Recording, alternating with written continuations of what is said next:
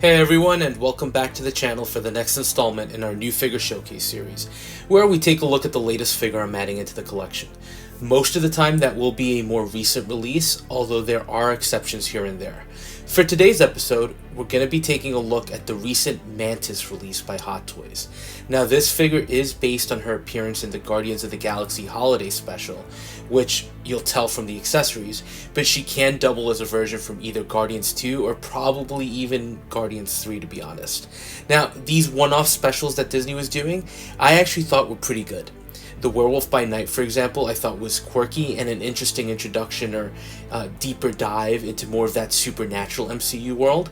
But the Guardians of the Galaxy special was kind of a fun little side adventure. And the fact that we even got Kevin Bacon in it as Kevin Bacon, it was just entertaining, very much what you would imagine one of these specials would be. Not essential viewing by any means, but pretty good. And also, besides Mantis, Drax took center stage here, so it kind of was an interesting way of getting us Mantis with some extras.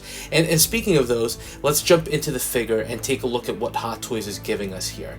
And this is going to be a relatively short video because she is kind of a basic release. There's nothing wrong with that, but there's not much to cover. And as you can see, the accessories are pretty much relegated to a second look for her based on the getup she has during the scenes in LA as Drax and her go on their little adventure tracking down Kevin Bacon. And of course you do get some spare hands and the standard hexagonal theme display base that's specific to the holiday special. Now it's interesting too because I appreciate the extras.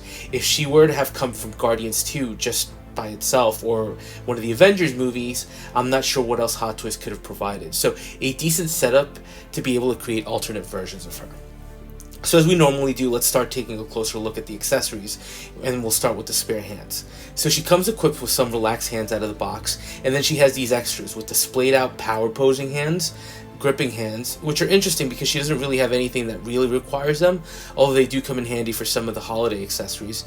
And then this really cool one in the middle that I like, which is the clasped hand double hand set, essentially.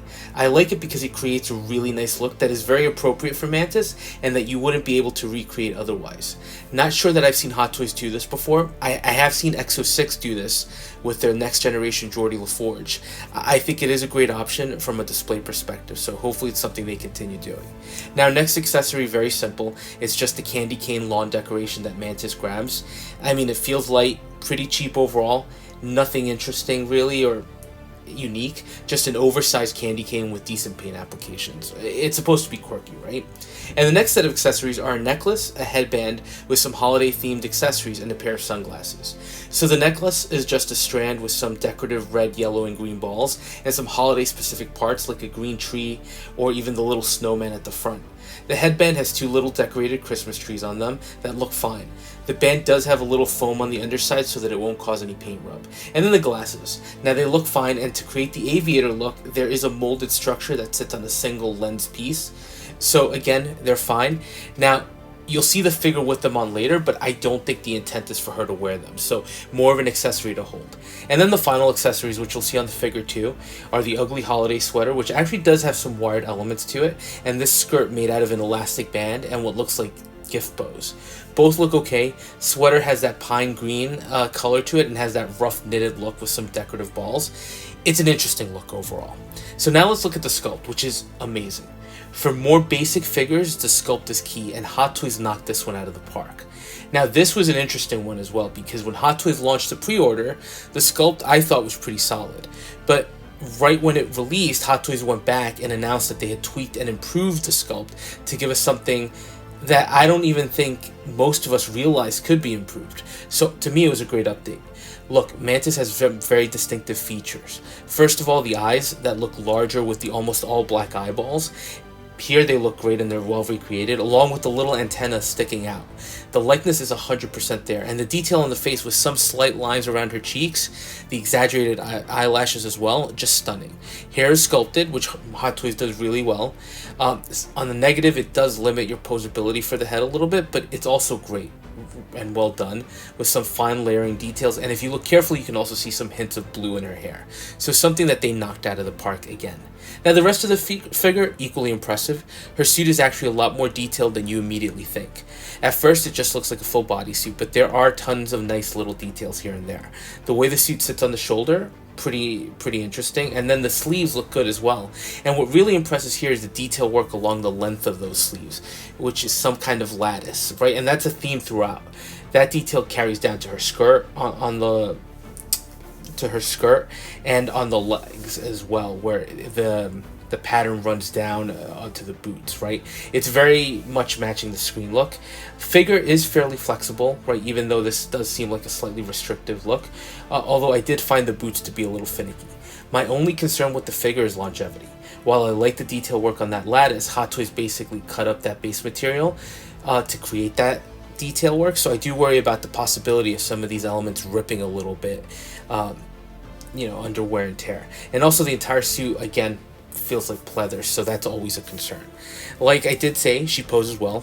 Arms in particular aren't very restricted thanks in large part to the exposed shoulders, and she does have double jointed elbows that let you manipulate the arms further and create some of those more classic Mantis looks from the movie.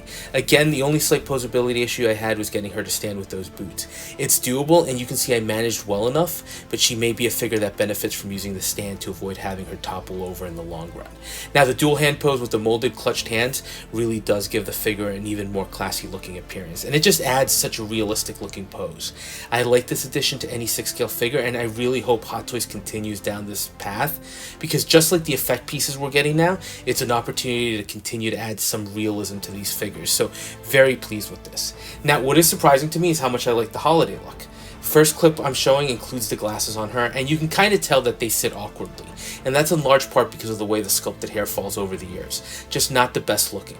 Can you use them? Sure, but they don't look as good. But everything else works well, including the headband and the sweater, which looks silly as it's meant to. Skirt is fine, also looks over the top, although I will say getting this on Mantis required a little bit of care. And if you remember how I've been telling you that the pants and the details on the side was concerning regarding longevity, this is kind of what I meant. That elastic band definitely kept getting caught and snagged up on those details, so I had to be careful to avoid damaging anything. But honestly, this is kind of a charming little look for Mantis. It's definitely unique and may not fit in amongst all the other movie or more hardened heroes that we've gotten, but it kind of works for her. Although I don't know that this is how I'm going to end up displaying her, especially when you consider that the straightforward look just stands out and offers a great companion piece to the Guardians figures. Now Hot Toys did tease another version of her in the team suit from Guardians 3, but to date we haven't seen that, so who knows if it's coming. But for now, this is a great release and definitely helps fill the gap.